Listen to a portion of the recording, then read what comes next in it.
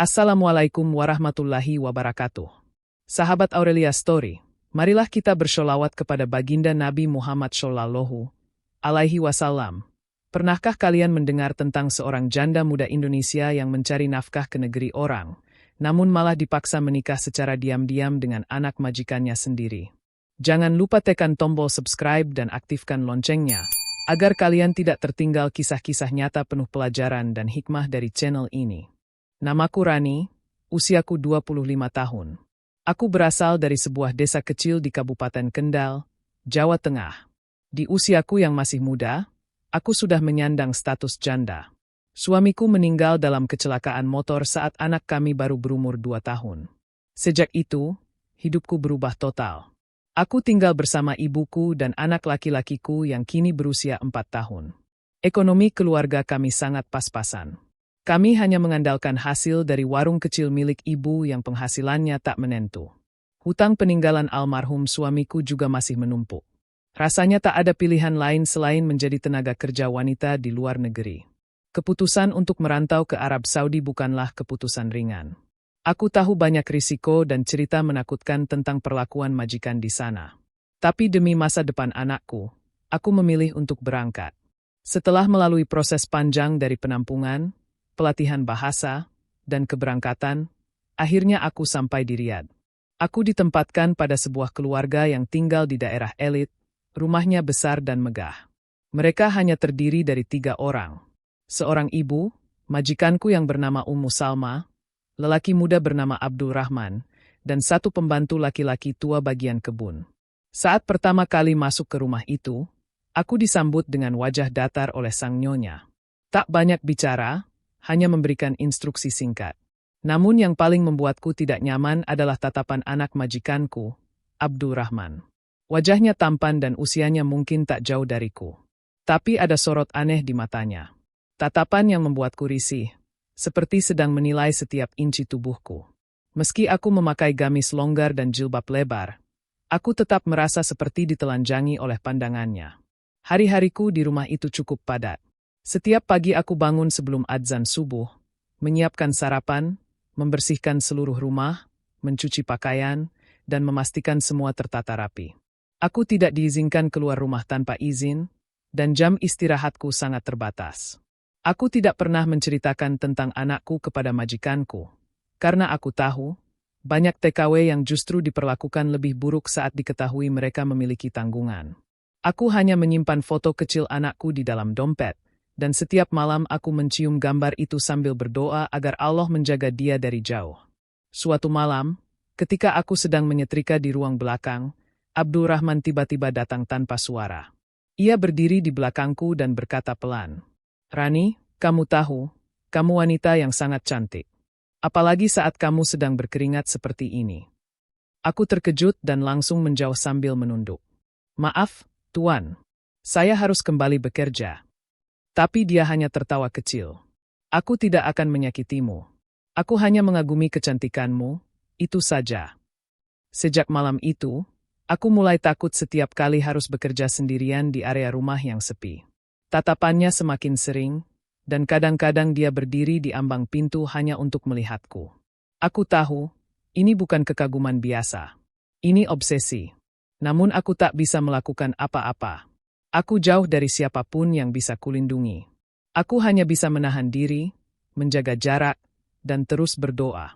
Aku sering menangis di malam hari, merindukan anakku, merindukan rumah kecilku yang sederhana, dan berharap waktu cepat berlalu agar kontrakku segera habis.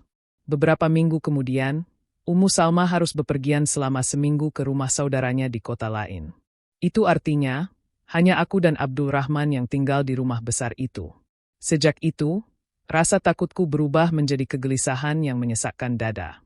Setiap langkahku seperti dibuntuti. Setiap sudut rumah seperti mengawasi. Aku mulai merasa terperangkap. Dan aku belum tahu, malam itu akan menjadi awal dari babak yang paling kelam dalam hidupku. Malam itu, rumah besar tempatku tinggal terasa lebih sunyi dari biasanya. Langit Riyadh mendung, namun angin malam gurun justru terasa panas menusuk kulit. Aku baru saja selesai mencuci pakaian, ketika suara langkah kaki terdengar samar dari lorong panjang rumah itu. Langkah yang sangat aku kenali. Langkah Abdurrahman. Aku mempercepat langkah menuju dapur, berpura-pura sibuk membereskan sesuatu. Tapi suara itu mendekat, hingga akhirnya berhenti tepat di belakangku. Aku menahan napas. Jantungku berdegup keras seperti genderang. "Rani, kamu tak perlu takut padaku," ucapnya lembut namun membuat bulu kudukku berdiri. "Saya hanya ingin menyelesaikan tugas, Tuan Abdurrahman. Besok pagi saya harus bangun lebih awal," jawabku, berusaha terdengar tenang. Namun ia justru mendekat. Nafasnya terasa hangat di leherku. "Kamu tidak pernah sadar, kan, betapa kamu telah mengguncang pikiranku sejak pertama kali datang ke rumah ini." Aku langsung memutar badan, menunduk. "Tolong, Tuan. Saya tidak pantas menerima kata-kata seperti itu. Saya pembantu rumah tangga, dan saya seorang janda." Ia tersenyum samar. "Justru itu yang membuatmu lebih menarik, matang dan mengerti dunia." Aku menahan tangis yang hampir pecah. Bukan karena kata-katanya, tapi karena rasa takut dan jijik yang perlahan menggerogoti pikiranku. Malam itu, aku tidur dengan pintu terkunci dan kursi sengaja kusandarkan di belakangnya. Mataku tak bisa terpejam. Tubuhku gemetar semalaman. Keesokan harinya, saat aku sedang mengepel lantai ruang tamu, dia duduk santai di sofa dengan mengenakan jubah tidur. Tatapannya menelusuriku tanpa malu. "Kalau kamu milikku, aku akan buat kamu tinggal di rumah ini bukan sebagai pembantu, tapi sebagai permaisuri," katanya. Aku pura-pura tidak dengar. Tapi hatiku terasa dicekik oleh kalimat itu.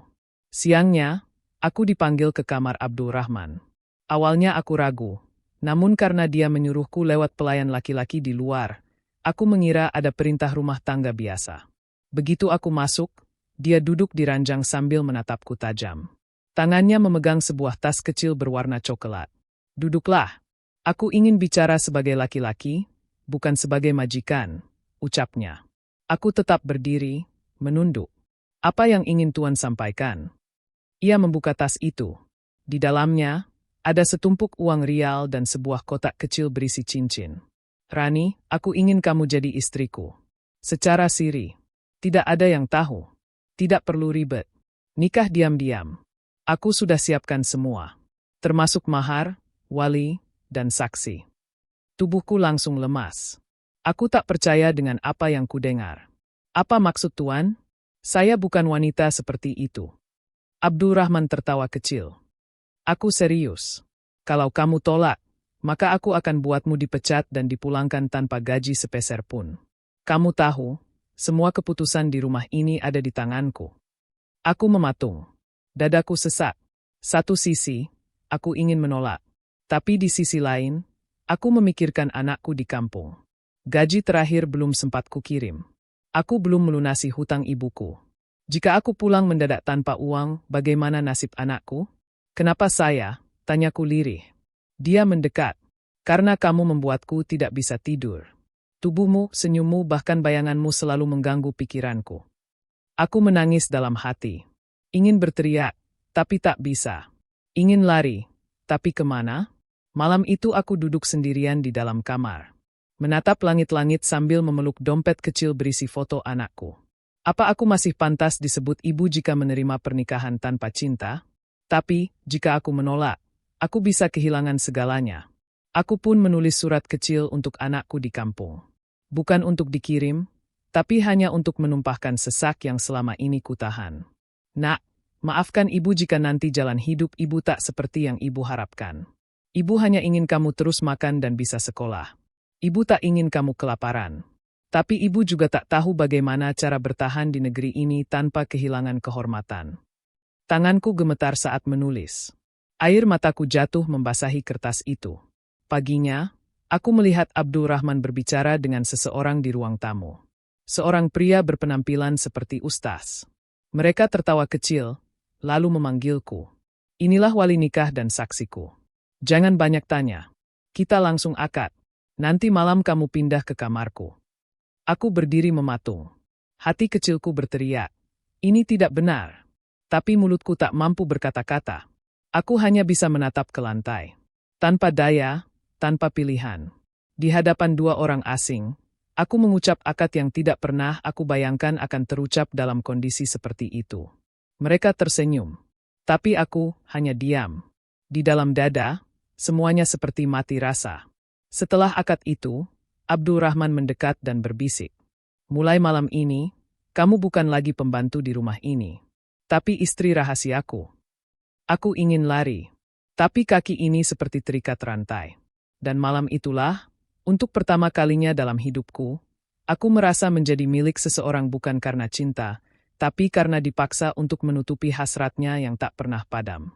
Setelah malam itu, hidupku berubah, tapi bukan menjadi lebih baik. Secara status, aku telah menjadi istri Abdurrahman.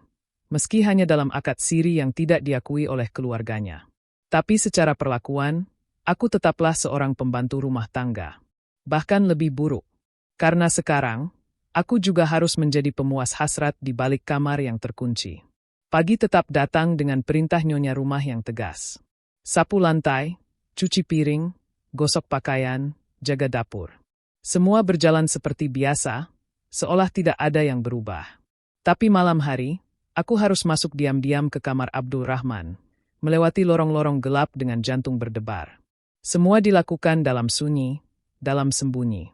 Tidak ada rasa, tidak ada cinta.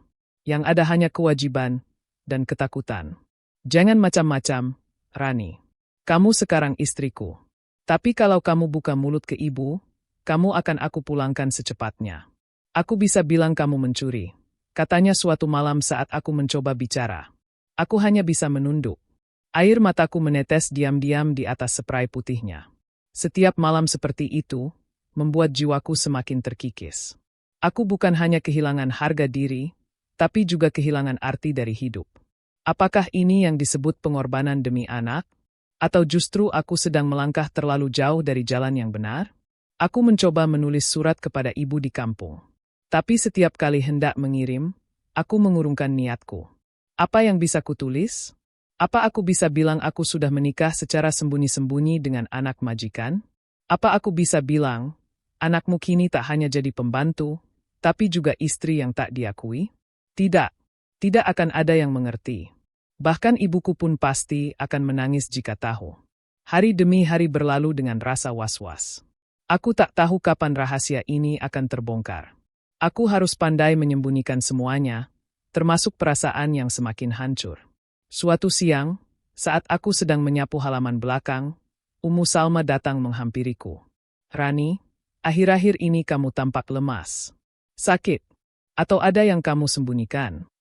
Jantungku langsung berdegup kencang. Mataku menunduk. Tidak, Wem. Mungkin saya hanya kurang tidur. Dia mengangguk, meski matanya tampak mencurigai sesuatu. Abdurrahman sendiri mulai bersikap lebih berani. Kadang-kadang, ia menyentuh lenganku di depan ibunya, atau menggoda dengan kata-kata yang hanya bisa kupahami. Aku hanya bisa berpura-pura tidak tahu. Tapi aku tahu, itu hanya soal waktu sebelum semuanya terkuak. Malam hari, ketika aku hendak menuju kamarnya, aku sempatkan membuka dompetku. Kucium lagi foto anakku. Aku peluk erat. Nak, maafkan ibu. Ini bukan hidup yang ibu bayangkan. Tapi ibu masih bertahan. Ibu masih berjuang untuk kamu. Kamu satu-satunya alasan ibu tidak menyerah. Aku menangis, lagi-lagi dalam sunyi. Sampai akhirnya, suatu malam, Abdurrahman memberiku sebuah kantong plastik kecil berisi uang. Ini buat kamu. Tapi mulai besok, kamu tidak boleh kerja seperti biasa. Aku tidak suka melihatmu capek. Aku bingung. Maksud Tuan, aku akan bilang ke ibu bahwa kamu tidak sehat. Kamu istirahat saja di kamar. Nanti makanan dikirimkan. Kamu akan seperti istri simpanan. Di rumah ini, tapi tersembunyi. Aku menggeleng. Saya tidak bisa seperti itu. Saya takut. Saya tidak mau dianggap wanita tidak benar. Ibu Tuan pasti akan curiga. Ia marah. Jangan banyak tanya. Kalau kamu terus membangkang, aku akan bawa kamu keluar dari rumah ini dan tinggalkan kamu di jalan. Di negeri ini, kamu tidak punya siapa-siapa. Aku tertunduk. Lagi-lagi, aku kalah. Bukan karena lemah, tapi karena tak punya pilihan. Hari-hari berikutnya, aku dilarang keluar kamar. Makanan disajikan oleh pelayan pria dan diletakkan di depan pintu. Aku hanya bisa melihat langit dari jendela kecil. Sementara pikiranku terus menjerit. Apakah ini rumah tangga? Atau penjara? Aku mencoba membaca Al-Quran dengan suara lirih, mencari ketenangan yang sulit ditemukan. Setiap malam aku menangis hingga tertidur. Aku merasa seperti dikurung dalam tubuh sendiri. Suatu sore, saat aku mencoba keluar kamar untuk ke kamar mandi, aku bertemu Ummu Salma di lorong. Ia menatapku tajam. Kamu kenapa tidak kerja beberapa hari ini? Anak saya bilang kamu sakit, tapi wajahmu tidak seperti orang sakit. Aku bingung menjawab. Saya hanya diminta istirahat, Mungkin karena kelelahan. Dia menatap lebih dalam, lalu berbisik pelan. Kamu ada hubungan apa dengan Abdul Rahman? Pertanyaan itu menusuk hatiku. Tapi aku hanya menggeleng dan tersenyum paksa. Tidak ada apa-apa, Saya hanya pembantu di rumah ini. Ia tak berkata apa-apa. Tapi langkah kakinya terasa berat saat pergi. Entah dia percaya, atau justru semakin curiga. Aku kembali ke kamar dan duduk di pojok ruangan. Menggigil. Aku sadar, rahasia ini sudah tidak bisa disimpan terlalu lama. Jika terbongkar, aku tak tahu apa yang akan terjadi padaku. Dan saat itu terjadi, hidupku benar-benar tak akan pernah sama lagi. Hari demi hari di rumah besar itu semakin membuatku merasa bukan seperti manusia, melainkan bayangan yang hidup dalam sunyi. Aku memang telah menjadi istri Abdul Rahman secara siri, tapi bukan dalam artian sebenarnya. Tidak ada kasih sayang, tidak ada perlindungan. Yang ada hanyalah tuntutan, perintah, dan malam-malam yang dingin dalam dekapan yang hampa makna. Waktuku kini lebih banyak dihabiskan di dalam kamar kecil yang dulunya adalah ruang setrika. Sekarang menjadi tempatku bernaung, makan, dan beristirahat sendirian. Tidak lagi bekerja membersihkan rumah seperti biasa. Abdul Rahman tidak mengizinkanku dekat dengan ibunya terlalu lama. Ia takut hubungan kami terbongkar. Setiap hari aku mendengar langkah kaki lewat di depan pintu. Setiap suara ketukan membuatku gemetar, khawatir itu Ummu Salma yang curiga. Aku seperti menjadi tahanan rumah yang tak boleh muncul di siang hari dan hanya dipanggil saat malam tiba. Malam-malam yang dulu kurindukan untuk istirahat kini berubah menjadi mimpi buruk. Setiap jam 10 malam, Abdul Rahman mengirim pesan lewat pelayan laki-laki yang tua itu. Kamar atas. Sekarang. Dan aku pun naik, dengan langkah berat.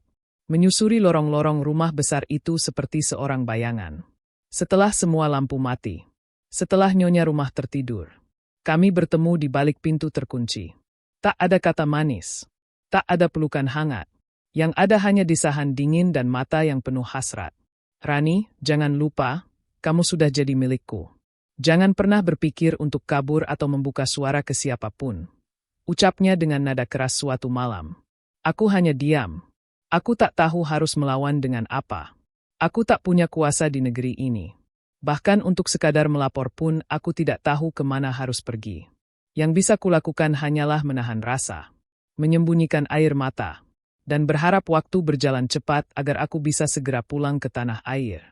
Namun, harapan itu perlahan terkubur saat aku mulai menyadari ada yang aneh dengan tubuhku.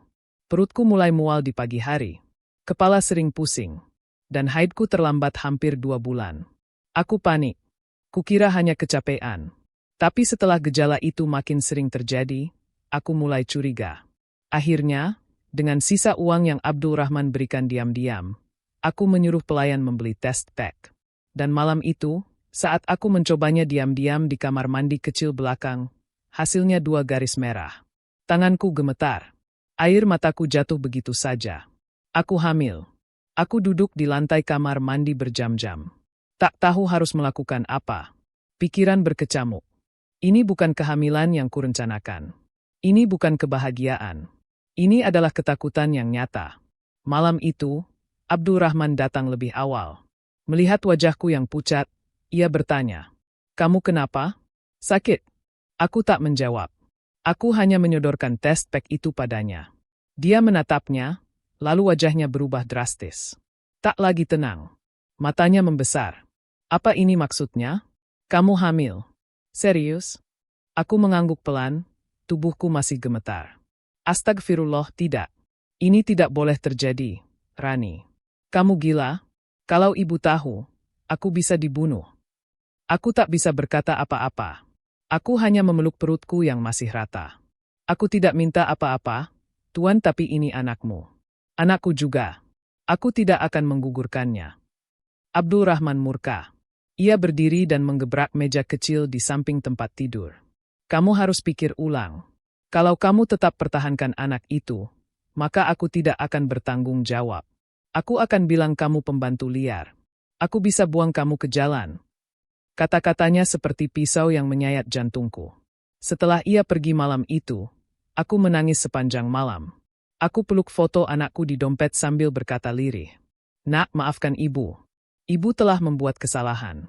Tapi ibu akan lindungi adikmu ini, sama seperti dulu ibu lindungi kamu. Ibu tidak akan menyerah. Keesokan harinya, Abdul Rahman tidak menemuiku.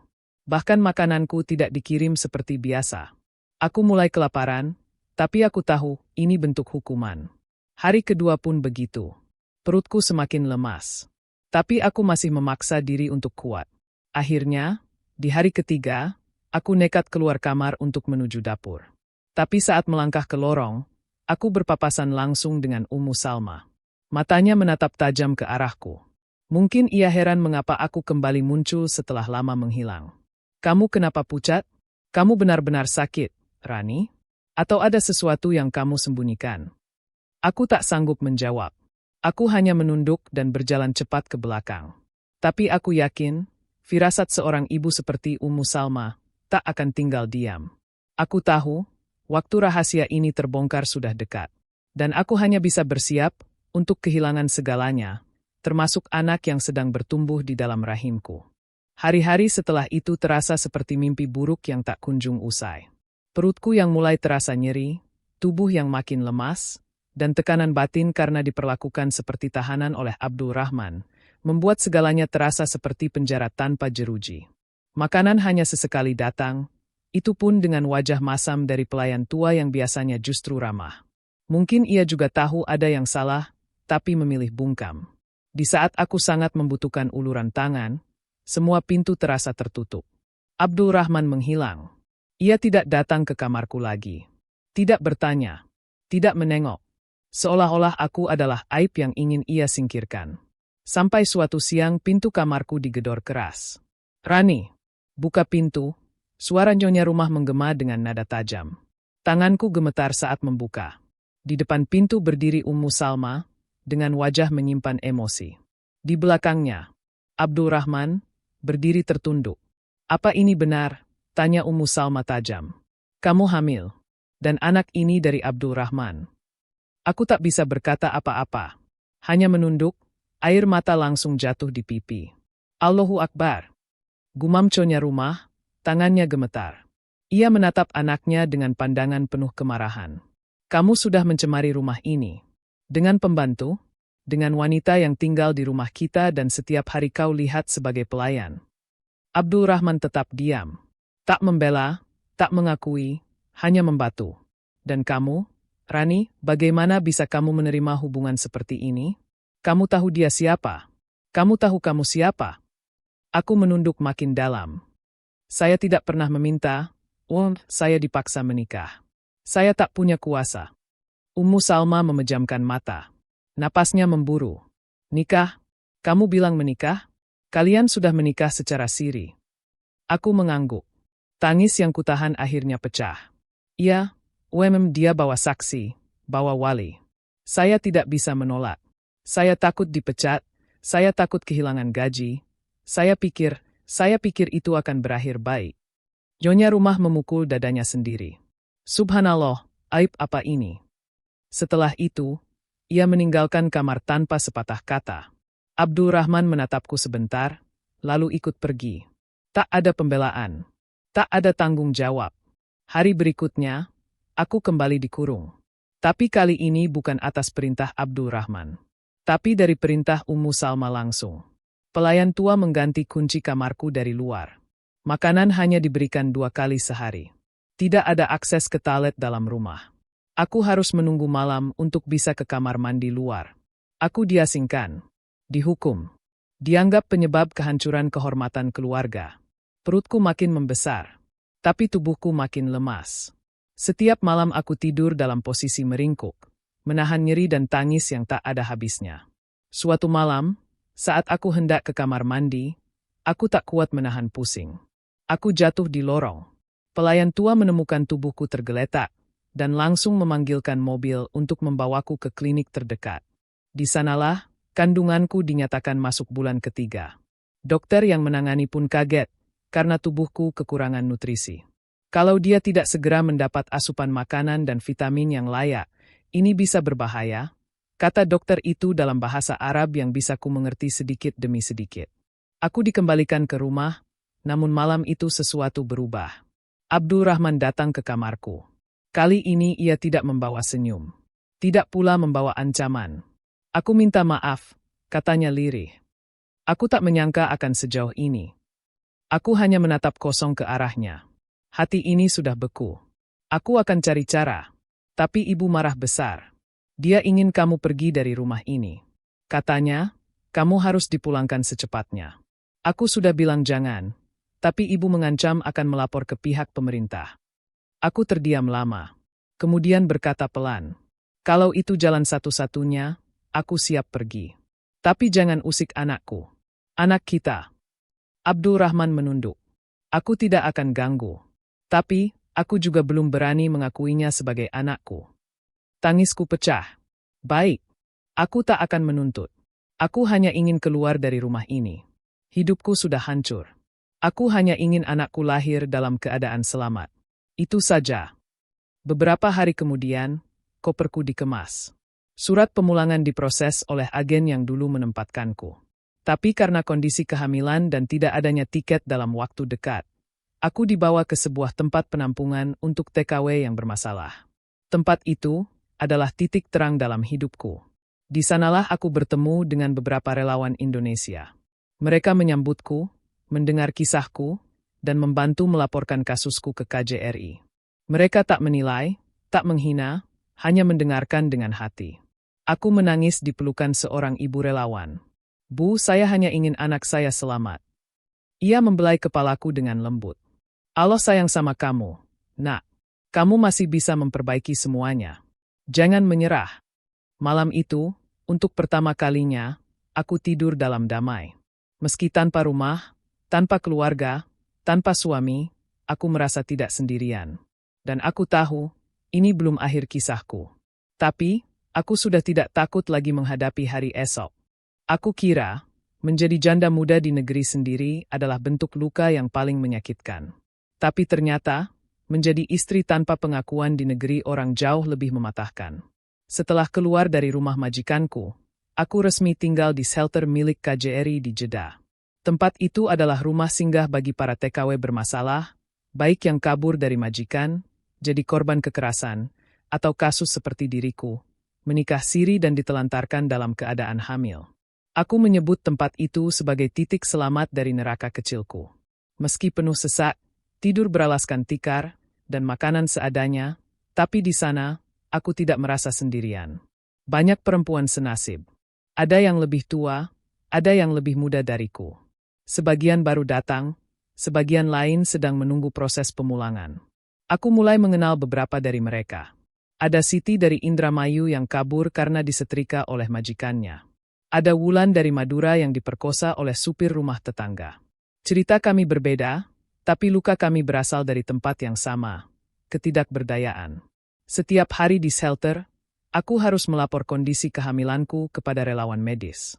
Mereka memberiku vitamin, memantau tekanan darah, dan memberiku semangat. Salah satu dari mereka adalah Bu Nura, seorang ibu separuh baya yang menjadi tulang punggung para wanita di sana. Suatu malam, Bu Nura duduk di sebelahku, sambil memandang langit dari jendela shelter yang terbuka separuh. Rani, kamu masih muda. Jangan biarkan satu luka menghancurkan semua masa depanmu. Aku menatapnya lemah. Tapi saya sudah rusak, Bu. Siapa yang mau terima saya? Saya janda, saya pembantu, dan saya hamil di luar pernikahan yang diakui. Ia tersenyum tipis. Di mata manusia mungkin kamu dinilai rendah. Tapi di mata Allah, mungkin kamu jauh lebih mulia daripada mereka yang menindasmu. Kamu bertahan bukan untuk dirimu, tapi untuk anakmu. Itu pengorbanan yang tidak semua wanita mampu lakukan. Aku menangis di pangkuannya malam itu. Pelukan Bu Nura seperti pelukan ibuku sendiri yang sudah lama tak kurasa. Proses pelarianku secara hukum pun dimulai. Pihak KJRI memanggilku ke ruangan khusus dan menanyakan kronologi kejadian. Aku harus menceritakan semuanya, dari awal aku datang ke rumah majikan, hingga akhirnya dinikahi secara diam-diam dan ditelantarkan. Mereka tampak prihatin, tapi juga tegas. Kamu akan kami pulangkan secepatnya. Tapi karena kamu hamil, prosesnya akan sedikit lebih panjang. Kami akan bantu agar kamu melahirkan dalam kondisi aman di sini, lalu diproses untuk repatriasi. Aku mengangguk pelan. Mungkin ini adalah pelarianku yang sebenarnya. Bukan hanya lari dari rumah majikan, tapi lari dari masa lalu yang ingin kukubur, dan mulai menata masa depan dari nol. Hari-hari di shelter tidak mudah. Setiap pagi, aku harus antre mandi dengan belasan orang lain. Kadang-kadang air bersih terbatas. Aku tidur berdesakan dengan 5 orang dalam satu ruangan. Tapi tidak ada yang mengeluh. Semua diam.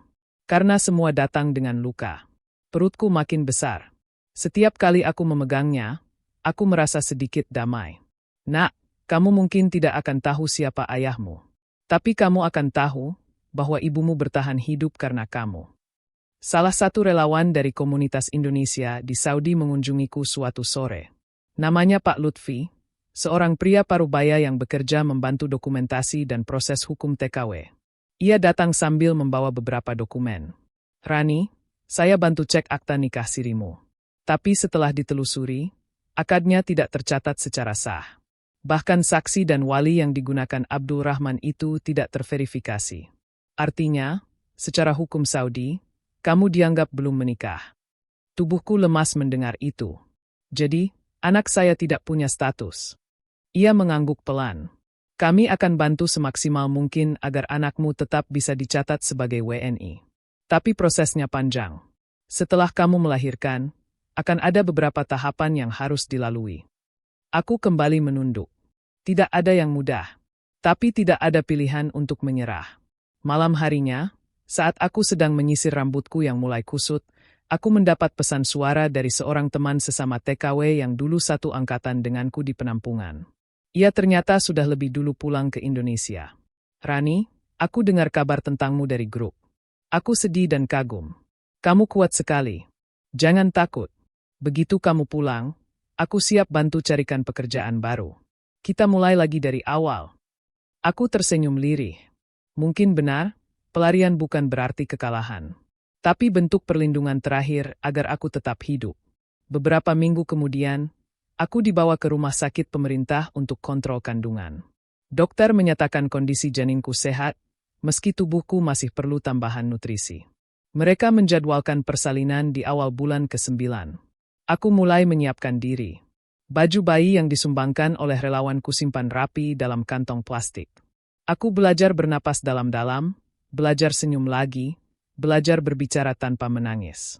Karena aku tahu setelah ini, hidupku akan berbeda. Dan mungkin, aku tidak akan pernah melihat wajah Abdul Rahman lagi. Tapi aku akan melihat wajah anak kami, sebagai bukti bahwa dari sebuah paksaan, Allah masih memberi keajaiban. Hari-hari menuju kelahiran itu seperti ujian sabar yang tak kunjung habis. Setiap detik terasa lambat, tapi penuh ketegangan. Aku masih tinggal di shelter KJRI di Jeddah, dengan tubuh makin berat dan napas yang mulai sering tersengal-sengal saat malam tiba. Teman-teman di shelter semakin akrab. Mereka tahu aku tinggal menunggu waktu melahirkan. Beberapa bahkan mulai memanggilku, Bu Rani, dan sering menawarkan bantuan kecil seperti menyiapkan air hangat atau memijat kaki saat malam tiba. Dari antara rasa sakit, ada sedikit kehangatan di hati. Untuk pertama kalinya sejak aku datang ke Arab, aku merasa benar-benar dihargai bukan karena tubuhku, tapi karena ketegaranku sebagai perempuan. Hingga suatu subuh, sakit itu datang. Awalnya seperti kram biasa, tapi makin lama semakin menyiksa. Aku terbangun, memegang perutku, dan langsung dibantu oleh 2 teman ke ruangan medis darurat di shelter. Petugas medis perempuan yang berjilbab panjang memeriksaku. Kamu bukaan 3. Kita harus ke rumah sakit sekarang juga. Ambulans datang setengah jam kemudian. Suaranya yang memekakkan telinga justru menjadi pengantar menuju perjalanan besar dalam hidupku. Perjalanan untuk melahirkan seorang manusia yang datang dari hubungan tersembunyi, namun penuh perjuangan. Sesampainya di rumah sakit, aku ditangani oleh dokter perempuan dan 2 bidan. Aku tak ingat bagaimana proses persalinannya. Yang aku ingat hanya jeritan panjang, keringat dingin, dan rasa seperti nyawaku keluar setengah. Dan kemudian terdengar suara itu. Tangisan bayi. Nyaring. Lantang. Tangisan yang menghapus seluruh luka yang pernah aku telan sendiri. Alhamdulillah, bayi perempuan, sehat, 3,1 kilogram, kata bidan sambil menyerahkannya padaku. Aku menatap wajah mungil itu. Hidungnya mancung seperti Abdul Rahman. Kulitnya bersih. Rambutnya hitam lebat. Tapi matanya, entah kenapa, kurasa mirip aku. Air mataku tumpah deras. Nak, selamat datang. Ibu sudah menunggumu sejak lama. Beberapa hari setelah melahirkan, aku kembali ke shelter. Namun tempatku dipisah dari para penghuni biasa karena kini aku sudah membawa bayi. Bu Nura menyiapkan kamar kecil khusus untuk ibu dan anak. Tidak luas, tapi cukup bersih dan tenang. Aku mulai menata hidup kembali. Menyusui, bergadang, mengganti popok. Semuanya kulakukan sendiri. Dan aku tidak pernah mengeluh. Bayi perempuan itu aku beri nama Salsabila Nur Rahma. Salsabila, karena aku ingin dia seperti mata air surga yang jernih. Dan Nur Rahma, karena dia cahaya dari rahmat Allah yang datang setelah hujan panjang dalam hidupku. 1 bulan berlalu. Proses pemulanganku mulai dijalankan oleh KJRI. Mereka membantu membuatkan surat kelahiran anakku, paspor bayi, serta berkas-berkas resmi untuk kembali ke Indonesia. Sempat ada hambatan karena aku tidak bisa mencantumkan nama ayah secara hukum. Tapi pihak kedutaan berbesar hati membantuku mengurus akta lahir sebagai anak WNI dari ibu tunggal. Aku tidak pernah menyangka bahwa aku bisa kembali ke tanah air membawa bayi tanpa rasa malu.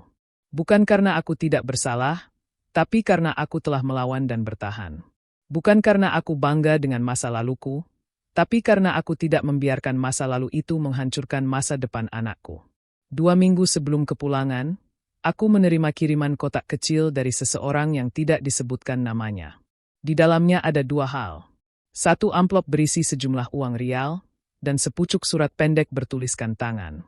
Maafkan aku, Rani. Aku pengecut.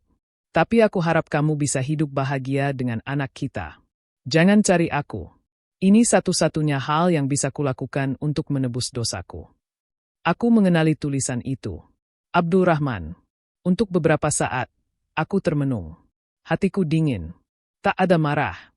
Tak ada haru. Hanya kelegaan. Karena akhirnya dia mengaku. Walau dengan cara yang sangat terlambat. Amplop itu aku simpan. Tapi bukan sebagai kenangan manis, melainkan bukti bahwa meski sempat dianggap tak berharga, aku tetap punya harga diri. Tanggal 15 bulan berikutnya, aku dan bayi kecilku menaiki pesawat pulang ke tanah air. Rasanya seperti mimpi. Saat turun di Bandara Soekarno-Hatta, aku disambut oleh ibu yang menangis memelukku erat. Ia tak peduli masa laluku. Ia hanya menangis saat melihat cucunya. Kamu sudah cukup menderita, Nak, sekarang waktunya kamu bahagia. Kini aku tinggal kembali di kampung. Menyewa kamar kecil di dekat rumah ibu. Aku mulai merajut hidup dari nol. Menjahit, membantu warung, dan menjaga Salsabila dengan segenap hati. Setiap malam sebelum tidur, aku mencium kening bayi kecilku dan berkata pelan. Ibu sudah melewati badai. Sekarang kita hidup untuk satu sama lain. Masa laluku tidak mudah. Tapi aku tidak menyesal. Karena dari semua luka, Allah masih memberiku kesempatan menjadi seorang ibu. Dan itu adalah kehormatan terbesar dalam hidupku.